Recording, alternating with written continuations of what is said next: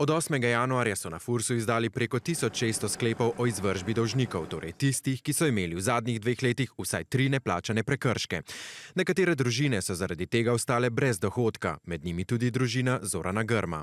Prvo ostanemo brez elektrike, ker jo ne moramo plačati.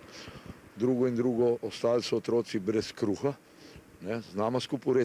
Ob tem pa še napoveduje, da bi se zaradi omenjenih izvršb lahko povečalo število kriminala. Stvar se samo še bolj pogloblja. Nič več ne bo boljša varnost, če nam bodo to socialo pobrali. Moram napovedati, ker pač nekdo bo lačen in bo mogel iti ukrasti. Predstavniki Romov so prepričani, da gre za diskriminacijo in ukrep uperjen neposredno proti njim. Se mi zdi, da je tukaj sistem zatajil.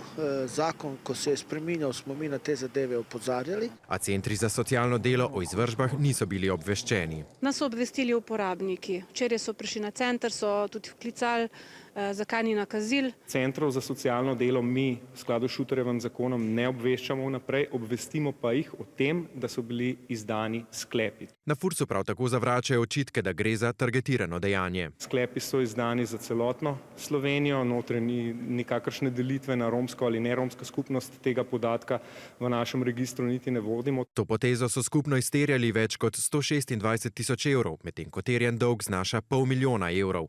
Kot kažejo njihovi podatki, je največje število dolžnikov sicer na območju Novega mesta, sledita pa Ljubljana in Maribor s prav tako visokimi deleži. Vsekakor način se mi ne zdi primeren, zato ker je veliko družin, posameznikov to pahnilo v še večjo socialno stisko.